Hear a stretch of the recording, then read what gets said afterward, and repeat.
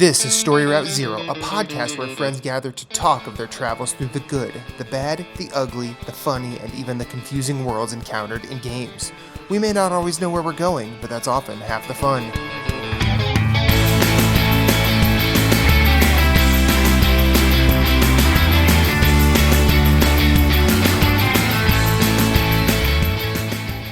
Do you have a question, comment, concern, or a story of your own? Hit us up on Twitter at storyroute_0. You can email us at storyroute0@gmail.com, and you can find everything we do at storyroute0.com. Let's have a journey. And to the strength, so go the length. Thinking you're first when you're really like 10th, you better wake up and smell the real flavor, because 911 is a fake lifesaver. Welcome to Story Route Zero. My name is Matthew Kiel. That was Public Enemy. 911 is a joke. We're here to talk about video games. This is episode 27, alongside me and my two buddies. Moose.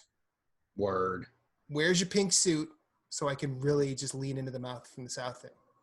It's not going to ever happen. Do we need to kickstart you getting... You could do a Kickstarter or GoFundMe if you want. GoFundMe. But, GoFundMe. Yeah, Get Moose a pink suit. And just leave it at that. No description. Yeah. Just that. Never purchasing a pink suit. So. But if we were to have one purchased for you, you'd have to wear it. Whoa. Every show. Whoa. At least, I know it gets hot in the South, but at least the jacket, so you could just. You'd be like that newscaster. We can't tell, so you just have the jacket on and just. We can discuss it. First, I'll be honest with you. In my old apartment, our last thing, I barely had pants on. Yeah, that's understandable. So tomorrow morning, 7 a.m. There's a knock at his door. What the hell is this? It's a tailor. Doesn't speak any English except pink suit. Sir, you mouth from South. the fastest GoFundMe ever. That other voice you hear is Jason Marshall, representing Jersey, and I can't tell. I know there's a picture of a statue behind him, but I can't tell what it is. I feel like it's BioShock, maybe, but I might be wrong. No, you'll find out. Okay, cool. So we talk about video games, but before that, we talk about the weekend. Moose, thumbs up, thumbs down. One thumb up, standard. Nice to hear it. Jason, how was your weekend? Two thumbs up. You got to elaborate, my friend. And you're doing multi thumbs. Were you playing pinball? What's going on here? No, yeah, it was the 4th. Everyone had fun except the dog. Oh, shit, it was the 4th. That's what I forgot. Whatever. But, anyway. We got to barbecue, so that was nice. Girls had fun. So we did see some fireworks. Other than the idiots setting off mortars, like, Thursday, Friday, Saturday morning. Like really? Yeah, Bagel was scared out of his head all night. Poor guy. Callie doesn't get scared. She just... Every time she's like, wait, what? But it like resets, like she forgets, and then it's the same thing, huh? Yeah. Dogs, gotta love them. But yeah, it was a nice weekend. One of the two went back to camp today, so my wife said that when they drop off, the teachers were in full white hazmat suits. Awesome. That's crazy. Nothing foreboding about that whatsoever. It's like, what is it? I think it was an old Robin Williams thing. It's like, you go to the dentist. You stay here. I'm going to go behind this 6 feet of cement to take your x-ray. Yeah, you'll be fine. You're fine. You're fine out here. Just I'm this just going to step behind the wall. bib to cover your balls. You'll be good. As an x-ray tech, I'm not going to disparage the comedy stylings of the late great Robin Williams, but We don't need me. Actually, you know what? We don't need me myth busting. As an X-ray tech, it's really not that bad. The reason X-ray techs go behind the lead is because they take 50 to 100 of those a day, where each person will get at most 3 or 4. Stop. But less X-ray and less radiation in a chest X-ray than you get. Damn. Walking the street. Yep. Yeah. Exactly. But it was nice. We got back to. I heard this on a podcast, and still to some normalcy. Not normalcy, normalcy. And I'm not. Now I'm using it. I mean, it's definitely become a state of normalis out there. I also got a new gaming mouse. That was a big thing. Ooh. Okay, talk to me about this. Logitech G502. They don't pay us. As a prospective PC purchaser. It comes with added weights that you can interchange. Oh, now you're talking. Now this I want to know about. What's the deal here? I heard this on the Triple Click podcast. I think it was Maddie Myers talking about the different weights in a mouse. I'm like, wait, what? Yeah, you can. They just pop in and out. You can adjust for your. So it's more than just like, you know how you adjust the sensitivity of your aim in like a game with a controller. So it kind of affects like, I guess, the speed which you move it without realizing. So like a shooter, you might want it like lighter, but something where you don't need that, or like a heavy foot, so to speak. Right. A lot of the codes I've been getting are on PC, so I'm like, I need a functioning mouse. Now, how much was your gaming mouse? I want to know Mine was on sale. Normally this one was normally 80. I got it for 45. Okay, 80's not bad. 80 is usually about, for like, this is a Logitech Steel Series Logitech. They're right around for like what you want, entry level. Like there's the best of the Logitech I think is like 140, 150. But it also comes with, it depends on what you need. Like this comes with like, I have 7 buttons on it. Okay. You might not need that for a lot of games. Pretty customizable though.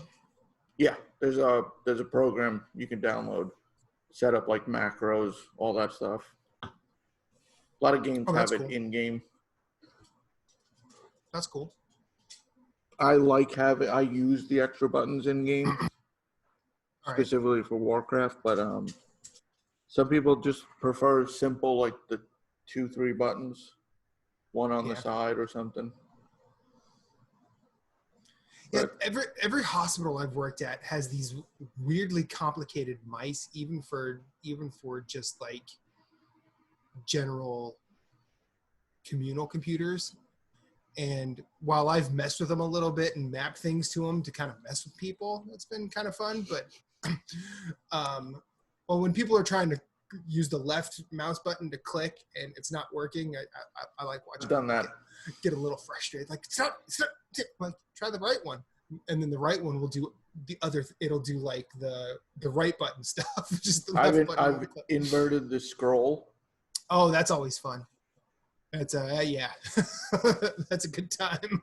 Like start spinning real fast. Like, wait a minute. Yep. But so that was exciting. That's cool.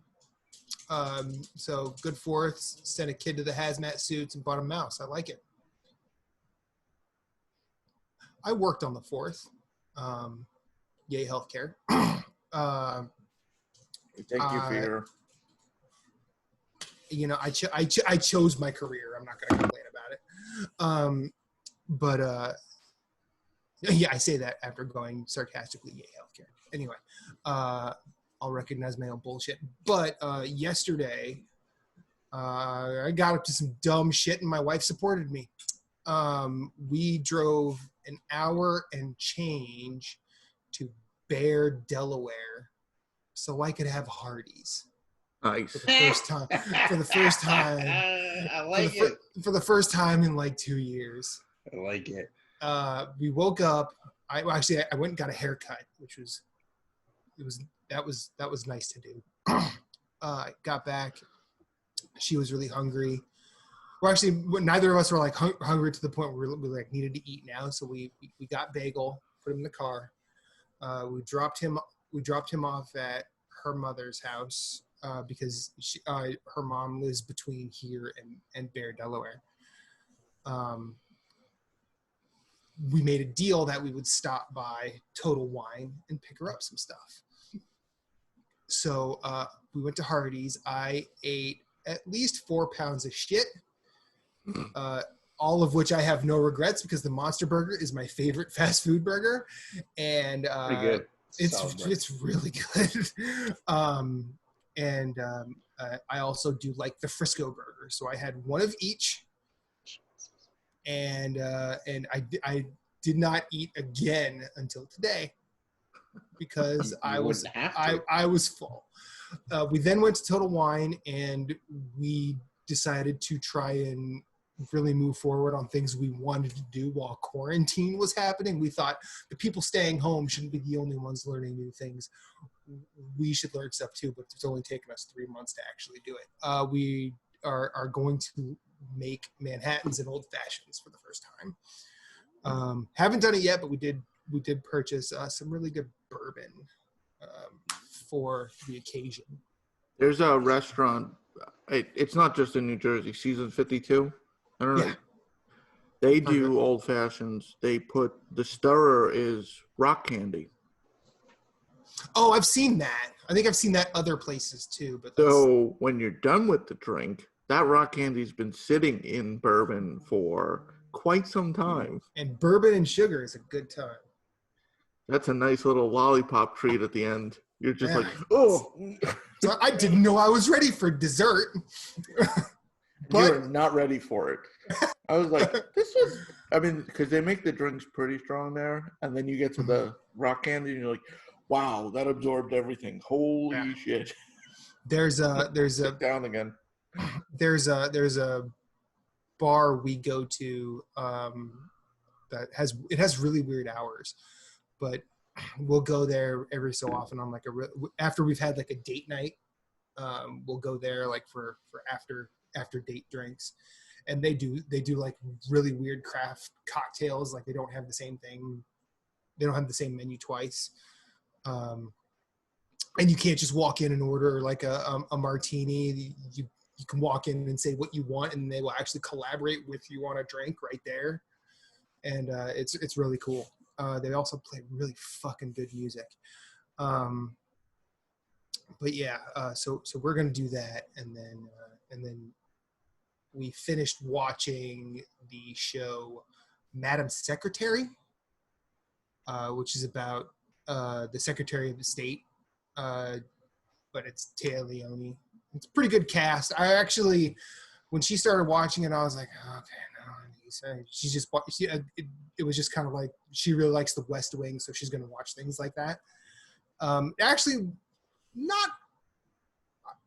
it's not a bad show. I found myself actually oddly absorbed throughout. Like I didn't watch every single episode, but usually like when I would come to an episode, I'd be like, oh, what happened with this? And she would catch me up. But we finished that, and that was like most shows that run longer than 5 seasons, it doesn't end in a very satisfying way, but it wasn't a poor conclusion. Because that's almost long enough to be like, will they have more seasons? And so they don't really like tie anything up, you know what I mean? Like, yeah. Really satisfying in a satisfying way. But then it's like, oh, they're canceled. So it's kind of like, you know what I mean? Well, I think I was looking into it because we were actually looking into it today. And they actually that was their final season. They weren't canceled. They just wrapped it up. And I mean, given the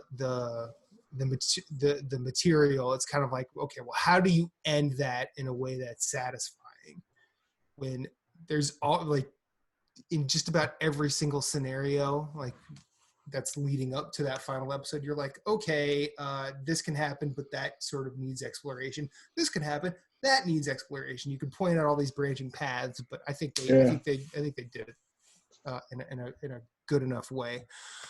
Moose, I know you gave us a 1 thumb. Any highlights from your weekend you'd like to discuss? Or You were in the mountains, right? Yeah. Yeah. Yeah, we went to the farmhouse. Spent Friday, Saturday, and Sunday, part of Sunday, with her family. Went and saw fireworks Saturday night. Hung out with my niece and nephew a bunch. So it was a good weekend. So yeah, and then just came home yesterday and jumped right back into the PS4. Awesome. Speaking of PS4, what do you say we get to games? Sounds good.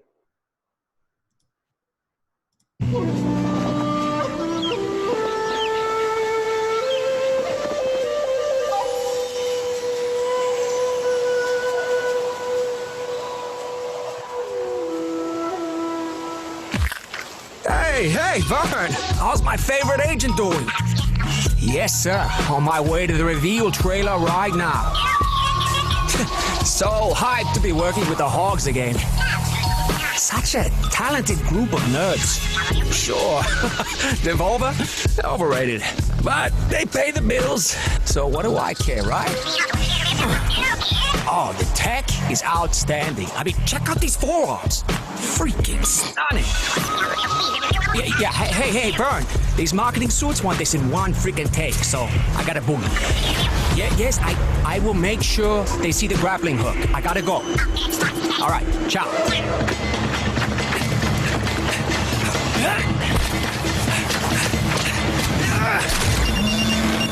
Not now, Vern!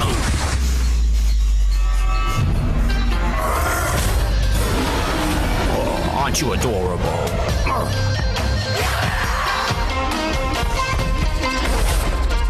Oh, baby!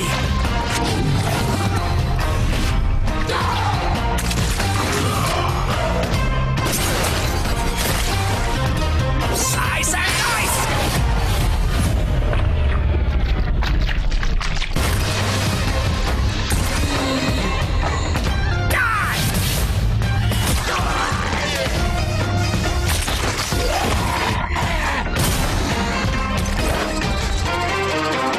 Bring it!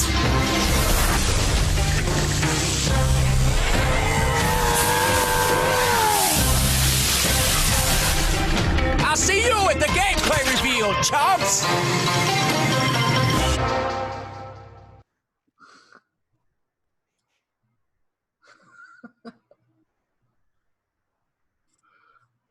Wow.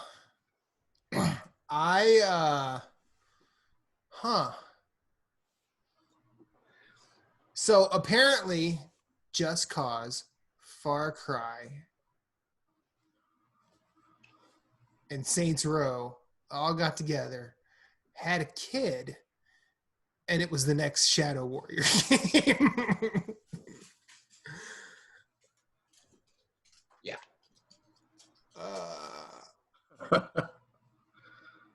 Looks good though.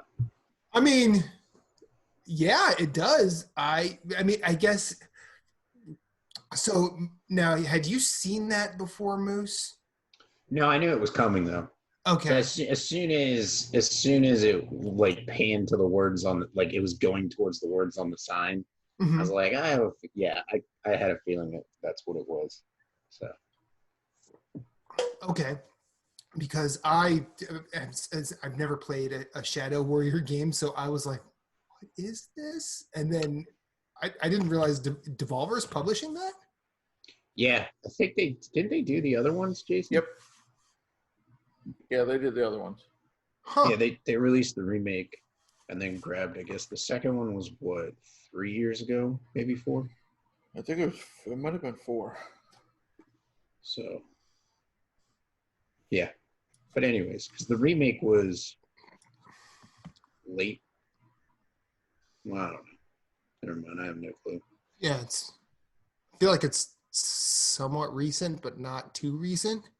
The remake? Yeah. Yeah. After 2010, I believe. I don't want to say. Within the last Right. 10 years. And then Well, when we were on Nerds after Gone that. Platinum, the remake was on Jeff's challenge, backlog Yeah. challenge. So it wasn't. Not that old. Okay. To the Googles, my friend. I remember the very first Shadow The Warrior, original.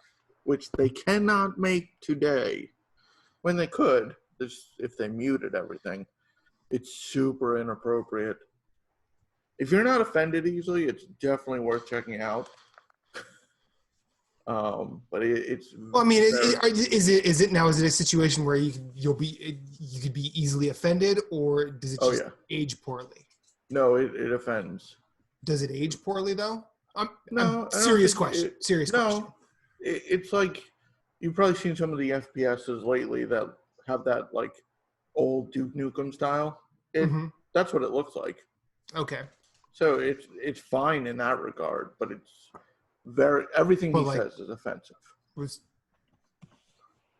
And that's more what I'm asking. Like, could you be offended? Could it be offended just because it just is something you could do then, but you really can't do now because people are more aware now?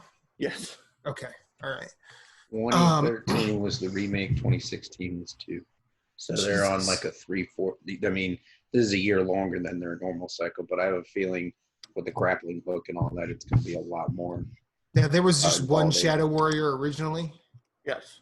And then they just remade the first one, and then they did a sequel. It wasn't a remake. It was a reboot. It wasn't really. It was a reboot in a way. Was it like Ratchet and Clank on PS4, where it's like not a remake, but it's not a reboot? It's sort of a reimagining. Yeah, kind of. It's the same character. He's kind of on. He's a hitman essentially. He's So that's all the same. It's just. Yeah. So this looks cool, and it was definitely a Devolver trailer. Oh yeah, definitely. Definitely. But I'm gonna let's talk about games we've played, shall we? If that's cool. We shall. Moose, start with you. Played a lot of Animal Crossing. He's back. Especially with my niece. Tried to get out. Nephew. Yeah, and they dropped the swimming update Friday, July 3rd. What's that about? Pretty cool. Is it? You could just swim around your island and get stuff. Like it's like collecting another collecting thing. Like now another thing you can take to the Nooks and sell. Yeah, or give to Blathers. So it's like so now you have like insects. Seaweed. You have the insects, you've got the fish, and now you have sea creatures. So it's pretty cool. Now, how far out do you swim? It's like maybe 15, 20 feet offshore, and there's a net to like keep you on your island. Oh, okay. So it's like 2 or 3 like person spaces. Maybe a little bit more than that. Okay. It's like 6 or 7. Okay. But like you definitely can't see the shoreline when you're out at the net. So it's like, oh wow, you're pretty far out there, and you can go all the way around your island. Like you could, so like if you wanted to farm, like you get a lot of money from the sea creature stuff. So you could just start at one spot and swim all the way around your island and collect stuff, and then go and sell. So I started fishing. So I caught like a hammerhead shark. I caught a whale shark. I've caught some bugs that I've never seen before, which was cool because I spent some time away from it. I gave my niece and nephew some money. Their island's a damn mess, but I mean they're like 7 and 9 or 7. Unacceptable. Yeah, dude. I'm like, she's running around, and I'm like wanting to. I'm screaming at her in my head, like, pick up the goddamn wood around the tree. Pick it up. It's not doing anything there. I'm like, it's not serving a purpose. Isabel's gonna shit all over your island. You're never gonna get to even 3. You are never getting your KK Slider concert. Well, she doesn't know about any of that. So she's not been like upgrading the island at all. So now she was at the step where she was trying to get the 3 additional villagers. Okay. Like at 5, and so I was showing her how to like do that, And then I'm like, you just gotta keep talking to him and try and figure out like what you need to do, you know. So I'm sure it won't be long before she's got like 10 islanders, and they're gonna have to clean up the island because like I don't know where the hell they're gonna put them. So she put one up on a cliffside, and she hasn't built an infrastructure yet. So it's like awesome. You're kind of like, I mean, they can climb down if they want, but so you should put like ramps and bridges in place, and so. But yeah, they're having fun with it. You know, helping my nephew's not as far along as she is because she doesn't like play as much as she does. Okay. Or care to play as much as she does. He plays like he's got like Minecraft and like a hunting game, so he'd rather do hunting and Minecraft. I'm like, that's fine. He still plays because there's like some cool stuff to do. But after he plays for like a half hour or so, he's like, I'm done. And so it was like trying to have a nice balance of, okay, we'll play for a while because we also played Mario Kart. Okay. Still owning both their asses, which is fine. It'll be about another 5-10 years before they'll whoop my butt. But so we played some Mario Kart. You said they're 7 and 9? Yeah. That's pretty generous. They might have you by the time they're 11. I don't think so. She was beating him. Okay. The races he usually like whoops her, but she was like destroying him, and I'm like, you go, girl. Be prepared. Children don't get hand cramps. They can hold that controller a lot longer. These babies were forged. Fires of rainbow road. I am forged in the fires of the N64. Souls. But anyways, so played some Mario Kart, and then trying to get a good balance of like, hey, we'll play for a while, and then we need to go outside. So let's go outside, enjoy it, because it's like 20 degrees cooler up there than it is down here. Oh, that's at the house. It's like at the house it was like 88, 90 degrees, and up there it's like 70, 73, something like that. So it's like beautiful weather. And then came home and been playing a lot of Division 2 again. Me and Marco are working on getting a exotic. He got an exotic submachine gun called the Chatterbox, which is pretty cool.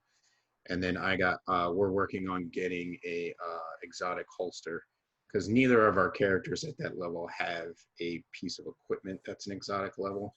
Just weapons. So we're working on that. And also I didn't even get to talk about this, but I beat Link's Awakening Friday before leaving for work, which is a tremendous game. That game is a lot of fun. I did play it with a guide just because I was like, I kind of wanted to get through the story, and because I have so many other games to play. We've got Ghost coming up. We've got, I'm like, I've experienced Zelda dungeons, you know what I mean? Like I've done Breath of the Wild. I was like, let's just go through this and have some fun. And so kind of blew through it in like a week and a half, 2 weeks, maybe it was like 3 weeks, but still, beat that, enjoyed that.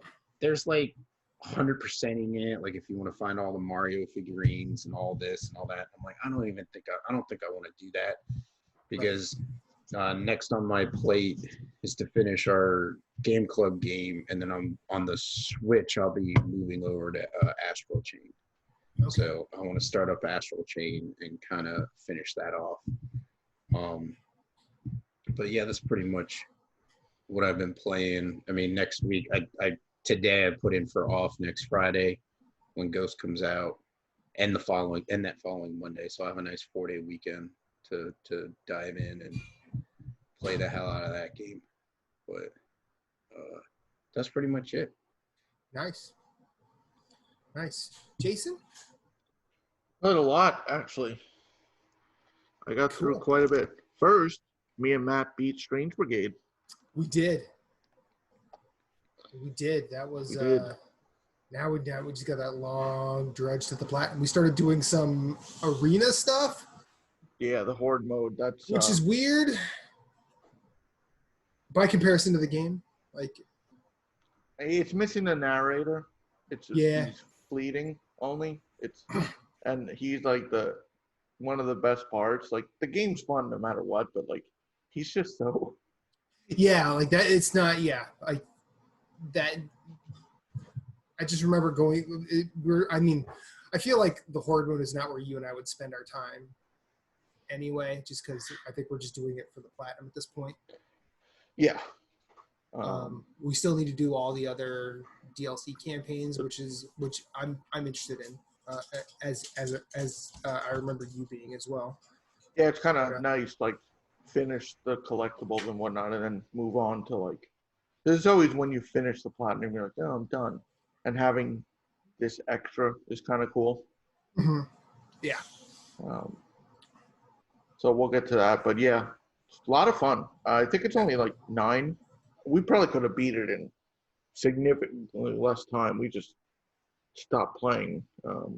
Yeah, well, I mean, it's not a long game. Yeah, it's not. 9. We also. I think it's 9 missions, and each one what, half hour, 40 minutes at most. If that, I mean, and we didn't die. The only time I think the one mission we could say took us a long time was the mission where we decided to get all the death trophy stuff out of the way. Yeah, so because dying in that game is actually significantly harder than you think it should be. I mean, now granted, I get myself into some shit just because that's who I am as a person, but you know, I feel like there are probably a lot more people that are competent at shooters than I am. But a Strange Brigade is a delightful little game.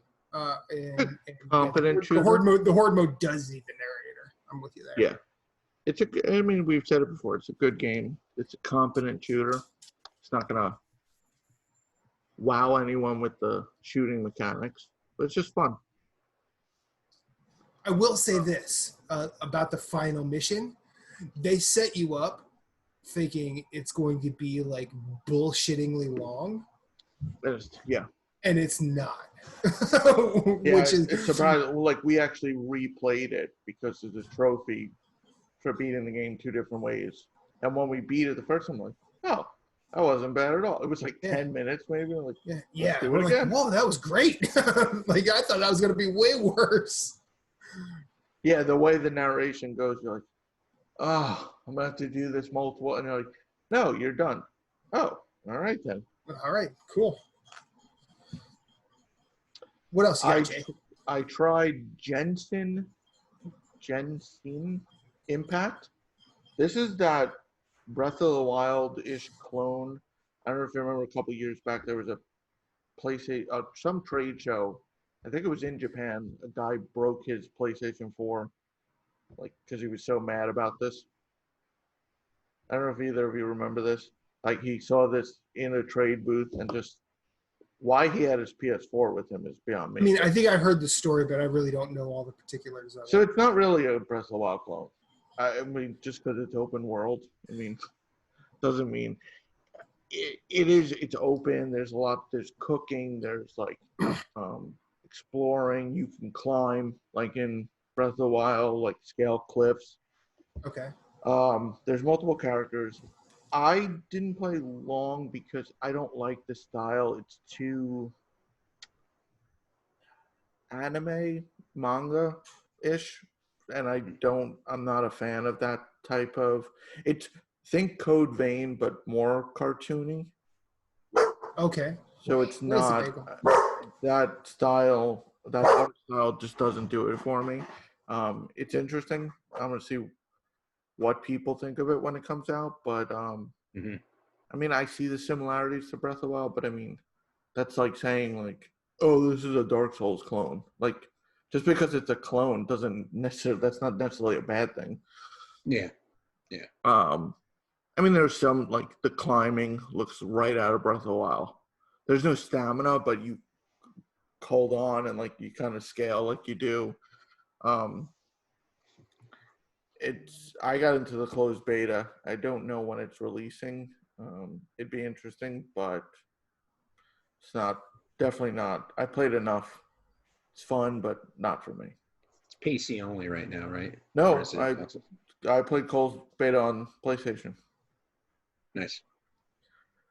More trophy cleanup in The Last of Us. Slowly getting there.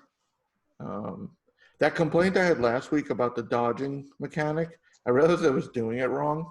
And now that I know how to do it, I was like, oh, well, that makes more sense. It's not a mechanic to abuse. You're supposed to use it like just a dot, like it works better than you think it would. So you just hit it once. And I kept losing the camera because I kept dodging and I kept going in different directions. But if you just do it one time, you don't lose your target like I was. I was like, oh, well, that would have helped 25 hours ago. But Well, I mean, you know, a wiser person than I once said, better late than never. fair enough. I, for some reason, wanted to play a You wanted to play deathmatch style shooter, so I started up Call of Duty World War II, played a couple matches, Okay. and then I was like, why don't I just load up some Warzone? First match in, I had 12 kills. It's a double XP weekend. I leveled Awesome. up to like level 10. The next match, I died in 23 seconds. So esports is not called. Nope. I didn't realize, and I must have forgot, there's a cool mechanic. When you die in Warzone, you get thrown into a gulag. Yeah, the gulag. You win that. I forgot about that. And I won a fight. And I'm like, Oh, nice. oh, you get to redeploy. I'm like, oh, this is sweet. Yeah. Yeah, it's a nice mechanic. I like that. So I tried, played a little. More Warcraft, still going. On the Switch, I played Hungry Shark World. This is a fun game. I thought they called that Maneater. No, you're thinking of it. This is a different game. Oh, okay. This is a 2D, it's side scrolling-esque, but you can go back and forth. I have it. But Is it like the original Jaws for NES, but good? No. Think Echo the Dolphin. Oh, okay. But as you eat, fuck you, Echo. We renamed Alexa to that because Ari kept calling it that. As you eat, you complete missions, you can purchase upgrades. It's like RPG mechanics like that, and you become stronger, you get new sharks, and you can access new areas. So the new genre for 2020 is a Shark PG? Yep. Cool. I think this, to be fair, I think it came out last year. It's Ubisoft, though. So it's a proto Shark PG.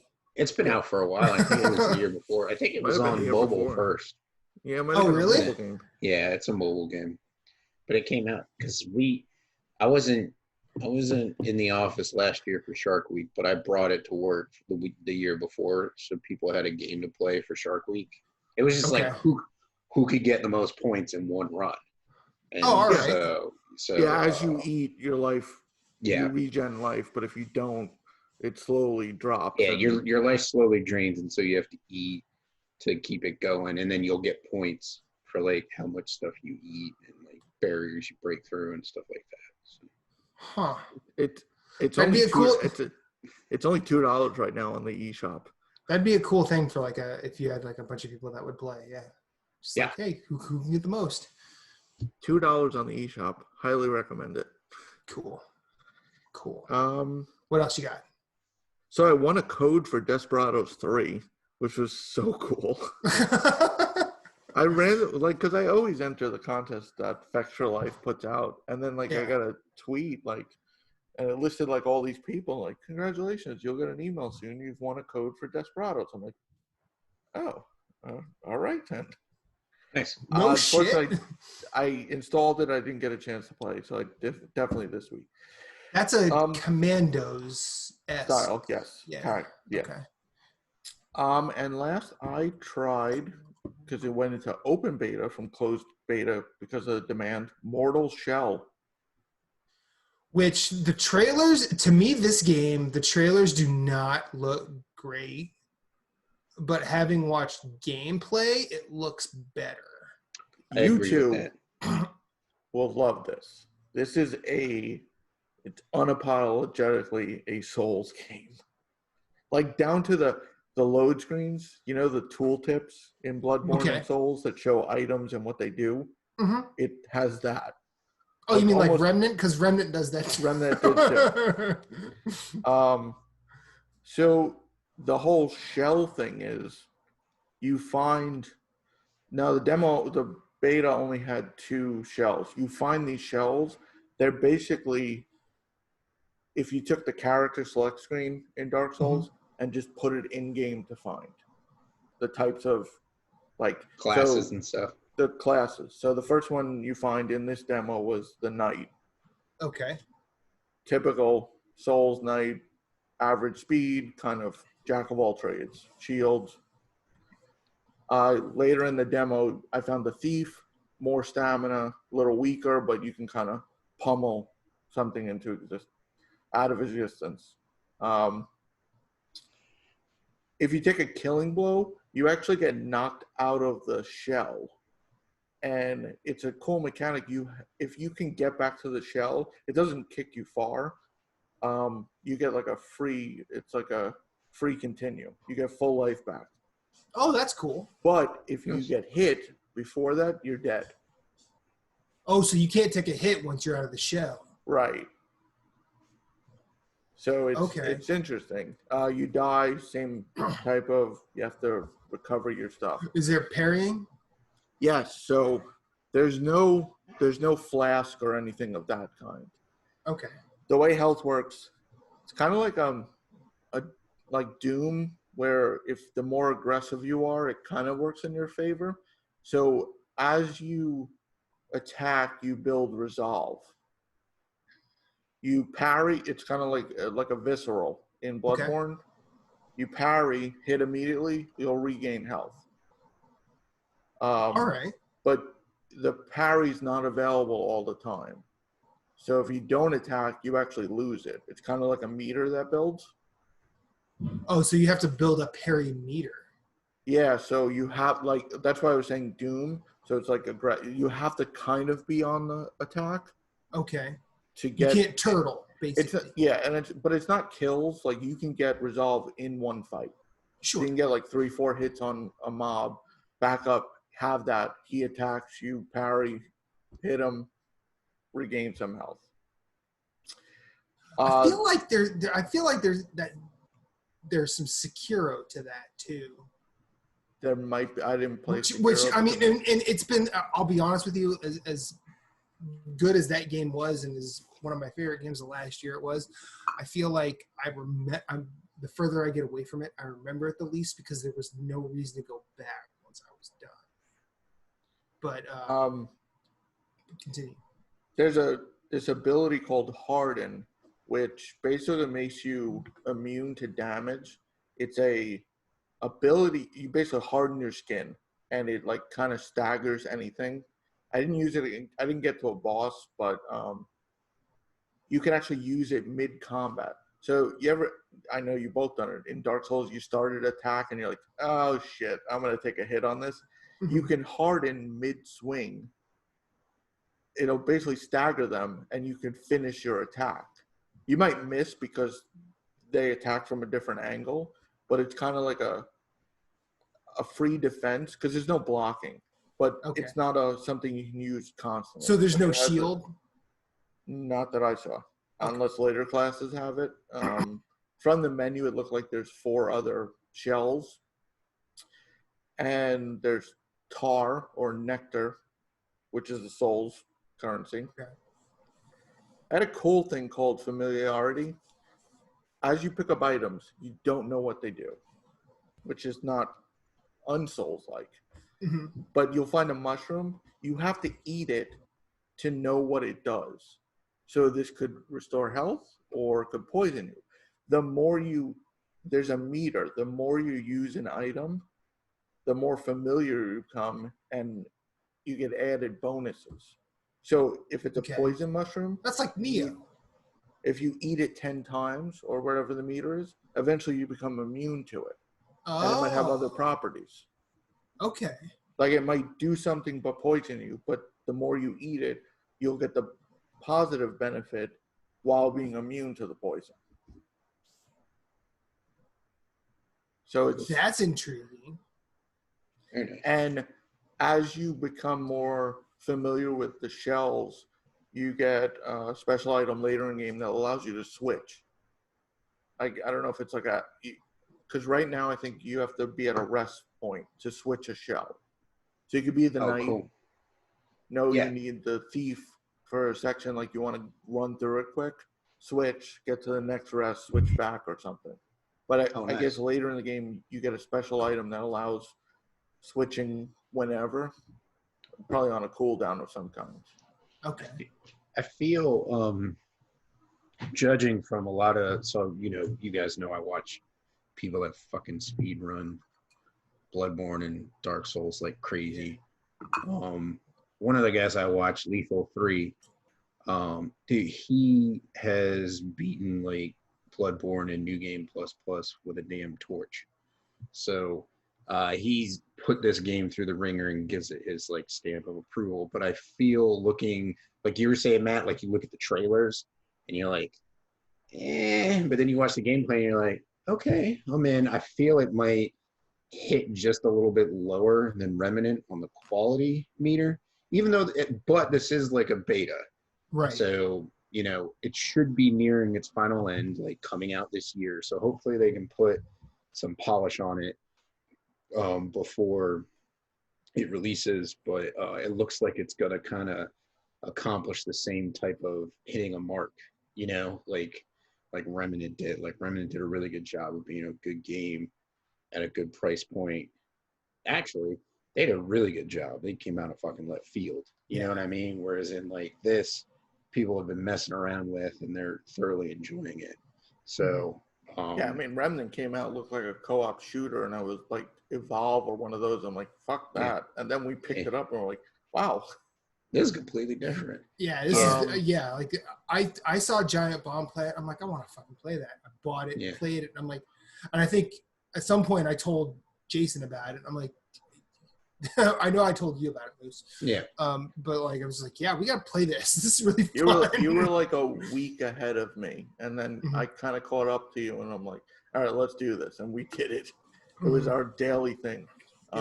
Now, Mortal Shell, I'm not a Souls fan, but it's not my first thing. It's not his shit. It's not his thing. I think if it comes to console, I'd retry it. I still have a problem playing. I know I can hook up a DualShock. It's more of a pain in the ass because I gotta lose a connection. I use an Xbox 360 controller for any controller needs on my PC, Right. and it's still not. I'm not completely comfortable. What was interesting though is because everyone's all about the accessibility in the options menu. Even though I'm playing on the 360 controller, the button inputs you can change to whatever you want regardless of the layout. So I changed it to PS4. So even though I'm using a 360 controller, it said X, triangle, circle, R1. Nice while you're in the game playing. Oh, that's cool. So like as I'm going through the tutorials, it's like press circle to dodge, circle twice to roll. But obviously I'm using a different controller. So I was like, that's actually a really cool. That's Because there was always a problem. It's like, oh, press Y. And I'm like, why the fuck is Y? Oh, triangle. What's a Y button? It helped because when it came on screen, I didn't have to immediately look down at the controller like, what the hell's button is this? Like triangle felt natural. Circle, I was like, oh, all right. Like it even said share, which was weird because there's no share button on a 360 controller. It meant select. I'm like, all right, that's good. Yeah. You did mention it. It is coming to consoles. Yeah, September 2020. It was closed beta on everything. They just opened the beta on PC. Apparently huge demand over the weekend. Yeah, which is weird. They should have just opened it up on everything. But, I mean, it is what it is. Well, maybe they'll do an open beta like in the next month or two. Kind of like how like Ubisoft did with The Division, where they did like the alpha, then they did the closed beta, and then they're like, well, everybody loved it so much, we're just gonna open it up. You know what I mean? Like the next week is the open beta. Or they're like, 2 days into the closed beta, they're like, well, we're just going to open it up to everybody, and the next week we're going to do it again so everybody can get an equal amount of playtime with it. So you never know. Yeah. It's definitely I think it could be a quality Souls game for Souls fans. It's punishing. It's not necessarily hard, but I would give it a try. Like if there's a beta on console, I'd like to try to see more because the different mechanics or something I thought was pretty, with the whole shells thing, different classes. Essentially, I thought that was pretty cool. Mm-hmm. I mean, this sort of genre is kind of still searching for its reemergence of a Demon Souls type game, just because I mean, I know Demon Souls was considered the first one of these. I don't know if it actually was, but like, it's one of those things that did things so drastically different that while it took the masses a long time to catch up with it, I feel like, I mean, and I think this is just the nature of being a critic, like you're exposed to a lot. Like that was how a game like Demon Souls became GameSpot's Game of the Year in 2009, because it was so drastically different, and all of those like those personalities at the site at the time were like, yeah, this is refreshing, this is worth championing. And I mean, hearing you talk about this, like I looked at the trailers, especially in I think I saw it on IGN Summer of Games. I know I saw it once. I think I might have saw it twice. They might have done like a developer interview or something. But I was looking at that and like it did not show off trailer wise there. And then over the weekend I watched people playing. Like I would just say like I go look at Twitch and I saw Mortal Shell. I'm like, oh, I know what that game is. I'll watch someone play it. And I watched someone play it for like half hour, 45 minutes. I'm like, okay, this looks, what I'm seeing here is better than any trailer I've seen already. Which is the opposite of Code Vein. In a weird way, like Code Vein had me super intrigued with trailers, but then I watched it in action. I'm like, this doesn't look like something I want to do. Code Vein, me and Moose had the same reaction with that one. It was like an alpha maybe, or the network test. They threw so much shit at you. It was just like, no, I'm good. I'm not. Yeah. You can't. That's not how you. I don't know how to run demos and whatnot, but right. You can't. I want to play. I just want to play the. Give me a sample, even if it's not part of the real game. If you just made it for, which obviously I understand it's harder to do just to make a demo for the sake of a demo, but I want to play. Show me like the mechanics, even if it's like a test of some kind. Just I want to see. But like they threw like all the blood stuff and like the different. It's like, and it took like 20 minutes. And like, can I just get the combat? Like, I want to see how this feels. I'll learn systems later. Like, just throw me and let me fight. I even think they put in like the character creation, and you're like, just give me 4. Yeah, that like whatchamacallit, Neo 2. Neo 2 had like 3-4 options, and then it's like, all right, let's go. You know what I mean? Which was great because you could like still customize your character, but it's like idiots. It's a beta. Just play the game. Just run out there, get in the combat, see what it's like. Stop being concerned about the character creation. You'll get to that later. You know what I mean? But anyways, I think that's one of the reasons I'm also not playing Neo 2. Just because I'm sad that they didn't stick to a predetermined character, because like you had like that. Like I like Dark Souls, but sometimes it's like Legend of Zelda.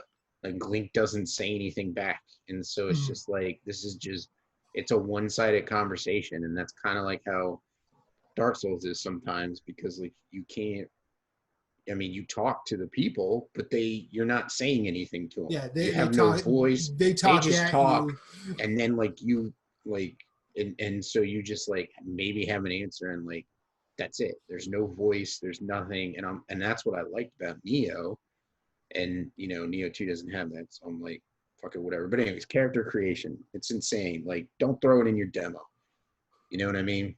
Mhm. It doesn't need to be in your demo. Just like Jason said, get into the combat, worry about the other stuff when people are actually pay to play the game. Like, I want to, like, it completely shut me down.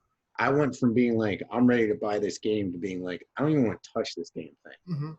This is so convoluted, and I'm like, I just want to play your game and figure out how the combat goes. Like, that's what I'm here for. And it took me 20 minutes to even get like get the training wheels off the bike to get it out the door. And by that time, I'm like, I'm done. And that was for Code Vein you're talking about? Yeah, that was for Okay. Code Vein. I mean, the demo, the alpha and the betas for Neo 2 went smoothly for me personally. But Yeah, and now that's the main character behind me. That's what you look like. Oh, okay. Before you take a shell. Okay. So that's your form. I don't know. You look like a Roman statue with a lot of veins, huh? And then you can harden and create like basically stone around you. That's Yeah, right. you get yeah, that's right. When you were talking about that. that, I had so many 15-year-old boy jokes just permeating my brain. I'm like, I can't do this right now. No, it's definitely something to, I think, to look. If you're a Souls fan, keep an eye on it. Hopefully it does. It'd be nice to see a Souls-like game that's not made by From software. FromSoft to do well. Like, I know I enjoyed Lords of the Fallen, but it didn't do well. Yeah. Surge kind of. The Surge was kind of up. A lot of people do like it, but it's not I think it falls off pretty quick. I think the best one that's done really well, it might not even still be considered Souls, is Neo. Like, Neo's like the best one out of all of them. This is definitely the closest aesthetically to Dark Souls. Is Mortal Shell. Like, I'm pretty sure if you took random clips of like combat and someone who had never played any Souls game and asked them like, is it Mortal Shell or Souls? There's a good chance. You could throw gameplay together of someone playing each game. Yeah, like with little transitions, and then be like, so what did you think of those two games placed together? They'd probably be like, what do you mean two games placed together? When you start as the knight, you look like what you would. I hope it does. It still might not be for me, but definitely the concepts are really cool. So okay, all right. Yeah. What else you got? That's it. Oh, for anyone who has little ones, Jump Rope Challenge on the Nintendo Switch is it's free. I got my 5-year-old. I think the purpose is for exercise. Mm-hmm. It's just you hold the Joy-Cons and basically simulate jumping rope, and you basically see what number of jumps you can get a day. But once you stop, it's like per day. And you get one run. Yeah, you could create a new player and do it, but it's like a daily. You can set the number of jumps per day. It by default it's 100.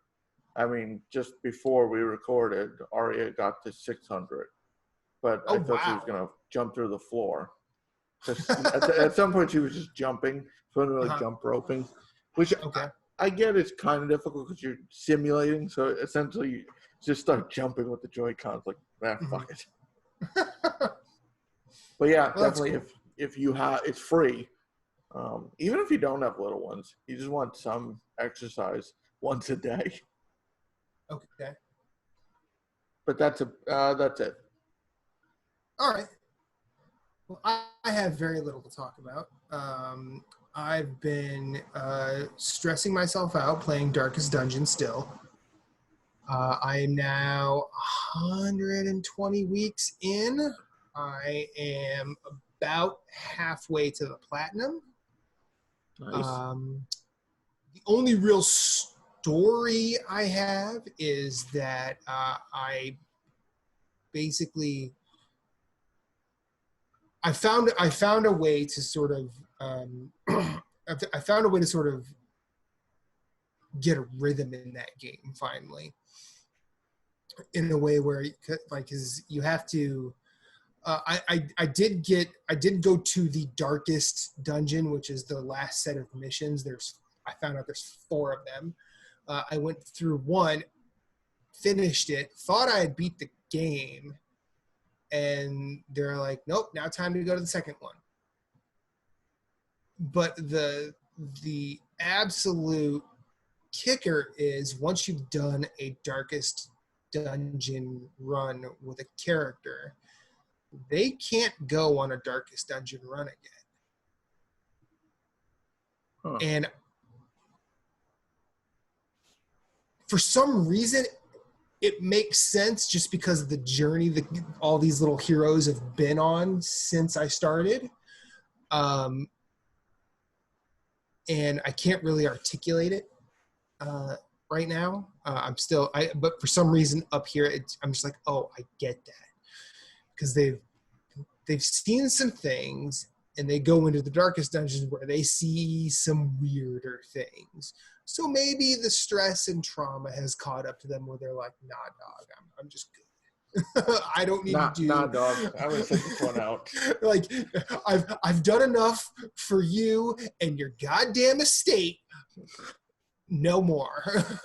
So now I have to. So now I have to just basically get. I found a way to start. I found a way to manage like everybody's, not stress levels, but skill levels. So I'm kind of leveling everybody up at the same time. So I'm not just moving one person at a time. So I can get, a squad of 4 and take them to the darkest dungeon. But in doing so, I got a lot of people afflicted with that Crimson Curse that I talked about last week. Mm-hmm. And for a while, it seemed like if I went to the Crimson Court DLC or if I just went to a normal dungeon run, I would still get vials of the blood to keep everybody, satiated. Ran out of blood this week, and people with the Crimson Curse just started dying, dropping like flies. So I had 4 characters that were at least level 3 just vanish. Yes. And I'm like, oh wait, that's a real fucking thing. They weren't messing with me on that one. They weren't trying to intimidate me into just going into the Crimson Court all the time. And that motivated me. I'm like, okay, so I have a boss. I've had this boss in the Crimson Court that's just been hanging out there. I'm like, okay, I guess I got to go kill that motherfucker and get some blood. So I went after the Baron in the Crimson Court with my tried and true squad, which is a Vestal who can heal everybody, nice. A Jester who makes everybody bleed, or at least if you're facing 4 enemies, the 2 in the middle bleed. And then up front, I think in this one I had a Shield Breaker and a Hellion, and I use them in a really cool way because the Shield Breaker, their attacks can move them. They can change their positions like in your formation. And a Hellion has an attack that will push them forward. So what I would do is I would basically move the Shield Breaker back, chop him with the Hellion, move the Shield Breaker forward, and then move the Hellion forward like I was almost like in a weird way, I was kind of like doing the freestyle stroke and swimming. Meanwhile, in the back, I've got the Vestals just healing everybody up, keeping everybody alive. And then if you go into this Baron quest, not knowing what anything means, you're going to have a bad time. So when you're picking a mission in Darkest Dungeon, you have short, medium, long, and that's kind of self-explanatory. But for the Baron, it says epic. Mm-mm. So what the fuck does epic mean? Well, epic if you go the wrong way, you are going to be going for a very long time to get yourself back on track. The longer you go in Darkest Dungeon, the more enemies you face, the more stressed out your heroes get. And the higher, there's not even a risk reward. There's definitely a ceiling on the risk reward, but eventually all your heroes are just gonna have heart attacks and die.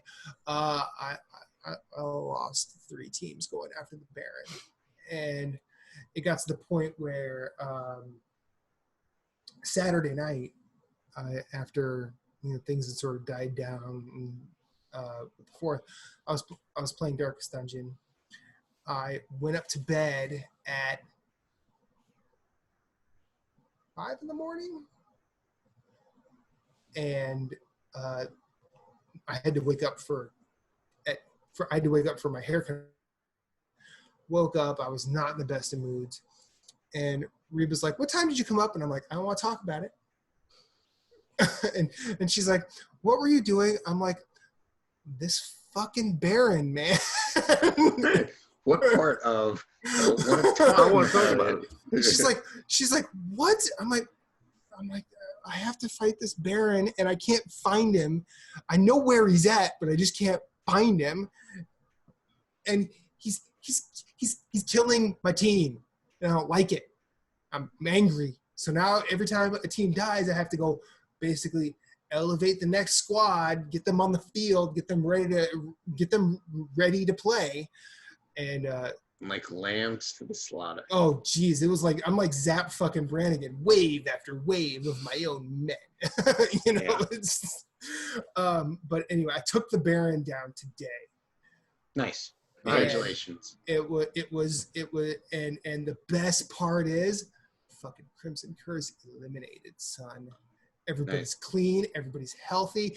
Guess what we're not doing? Going to the fucking courtyard. So now I just have to.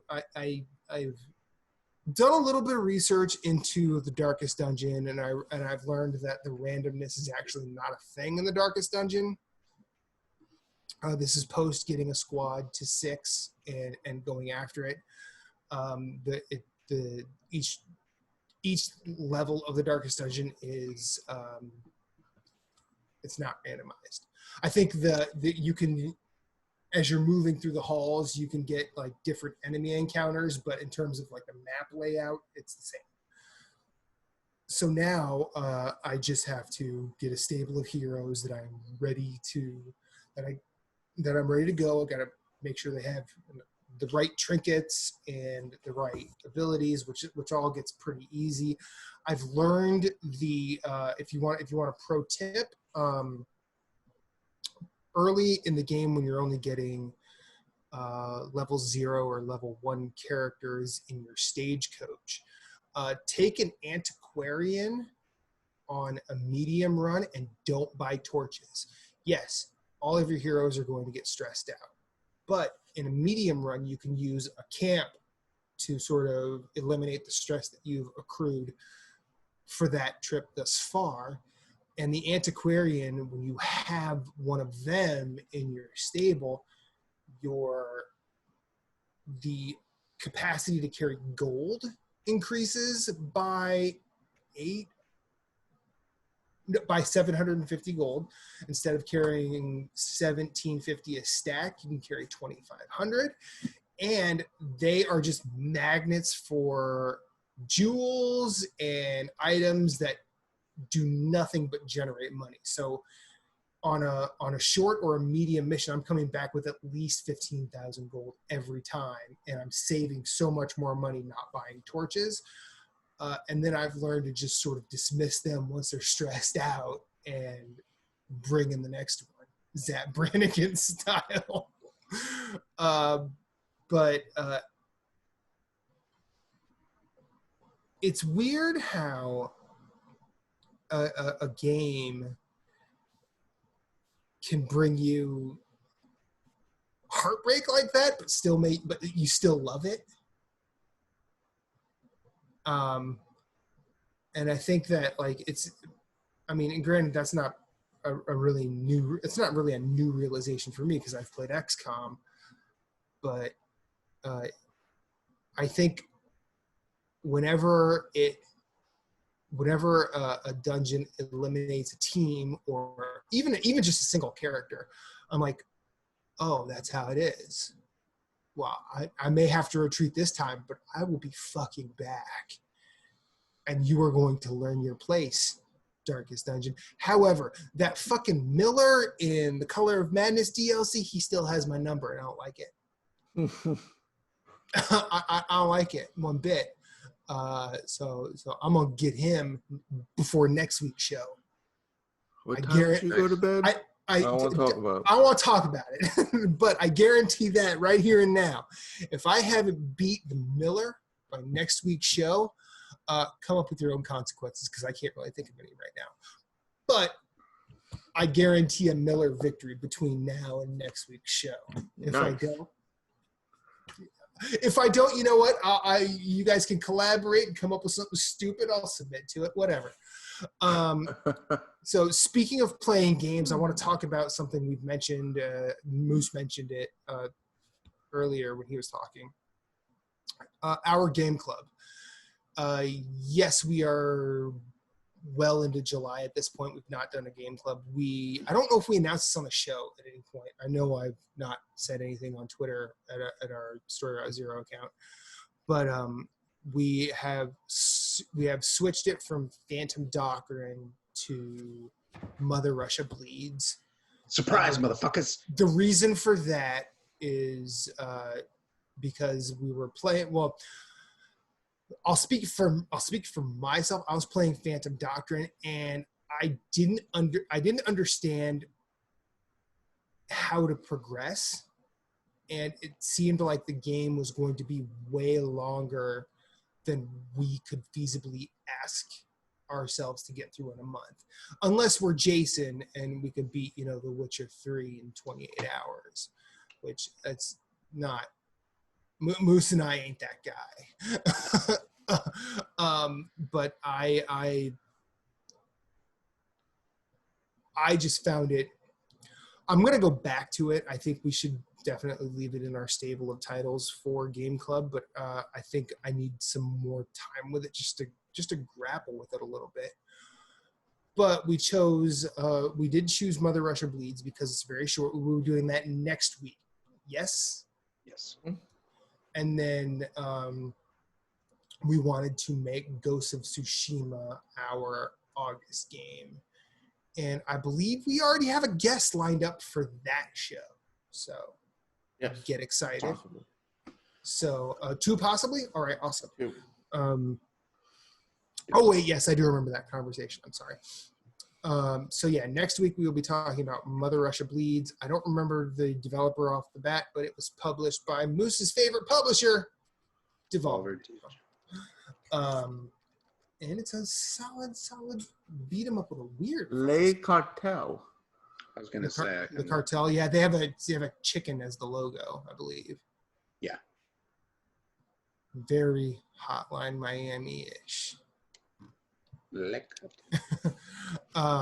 yeah, so I think that's it for what we've been playing. Mm-hmm. Anything y'all want to talk about? Not much happens. Yeah. I was asking before the show started. I'm like, I feel like something happened. Well, I'm gonna say my second favorite movie score composer passed away yesterday. Ennio Morricone, who is known for his score to The Good, the Bad, the Ugly. This dude is one of the greatest and weirdest musical minds, especially in terms of like film score. I feel like we could get, any number of music academics to come on this show and talk about why several composers or whatever would be better than Ennio Morricone, but I don't think any are as interesting. I mean, the cool thing about The Good, the Bad, the Ugly is the way he conducted vocal sounds, because the more interesting parts of that aren't the orchestral parts, because while they're good and I like the versatility of that soundtrack, but there's a lot done by vocal arrangement rather than just an orchestral layering. Did a ton of Western soundtracks. They're called spaghetti westerns because they were sort of the B-movie westerns from Italy in the late 60s, early 70s. If you're familiar with the director Sergio Leone, the entire Man with No Name trilogy, did all those scores. So we're talking Fistful of Dollars, Few Dollars More, Good, the Bad, the Ugly. I believe he did Once Upon a Time in America, also a Sergio Leone movie, but that's more of a take on Godfather, Goodfellas-esque gangsterism rather than spaghetti western. And he continued working even as recent. I think he did some recent Tarantino work. I don't remember the name of his last score. I looked at it earlier today, but I do not remember it. And I think it might have been last year, and I might be thinking something else because my mind is fucked up. But yeah. So rest in peace, Signore Morricone. And as Jason mentioned, I think prior to the show, Estasio del Oro, or Ecstasy of Gold, is probably my favorite of his cuts from The Good, the Bad, the Ugly. I mean, apart from, the easy, Yeah. Metallica opens every concert with it. Yeah. But the Ecstasy of Gold is, you could probably make an argument for that's where an entire genre of music called post-rock came from. But I'll let someone smarter than me make that argument.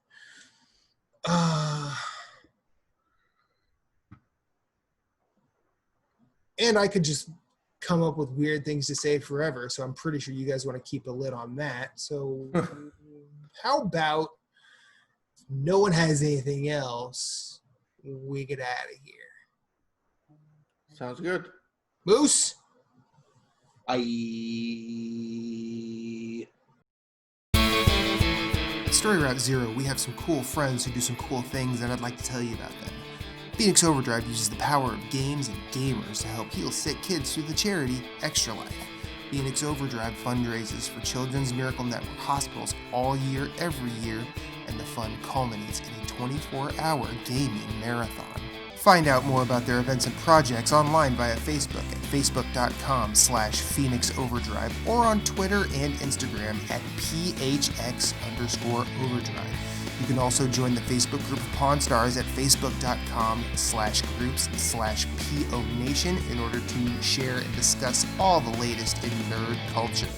They've also got a podcast, Nerd Overdrive, which you can see weekly at youtube.com/Phoenix Overdrive. You can also catch it on Facebook Live or twitch.tv/PHX_Overdrive. That podcast is also published on Apple Podcasts, Google Play, and Stitcher. You want merch? They got merch. Merch can be ordered from tinyurl.com/PHXOD merch, a portion of which goes to their fundraising efforts. Join the nation and be a hero to sick kids, as El Capitan Ray Osorio, Lee the Maestro, and Becky, the lovely queen of the guild, always say, #Rise Above.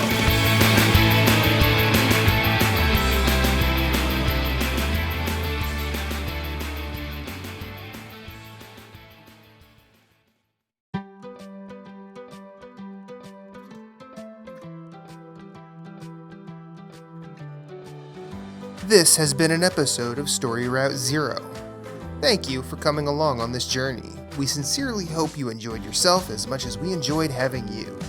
Once again, you can find everything we do at StoryRoute0.com. Hit us up on Twitter at StoryRoute_0, or you can email us at storyroute0@gmail.com. If you'd like to hit us up individually anywhere, you can find Moose at Sven, that's SVHENN, everywhere on social media. That's PSN, that's Twitter, that's Instagram. You can also find him on Twitch, streaming games. You can find Jason Marshall at GimpyJ with 2 Y's at the end. That's Twitter, that's Instagram, that's Twitch, and he also has a website called whereisthepausebutton.com. Captain Canada is the only Story Route Zero exclusive. He's the only one you can only find right here on the show. As for me, I'm Infinite_Rewind everywhere I'd like to be.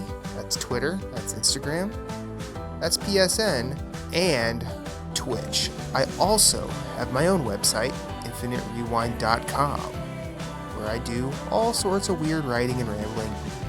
Check us out at all the places. And remember, you are always welcome, and you will always have a seat waiting for you on this ride. But for now, it's back to the real world for us. We will see you on the next one.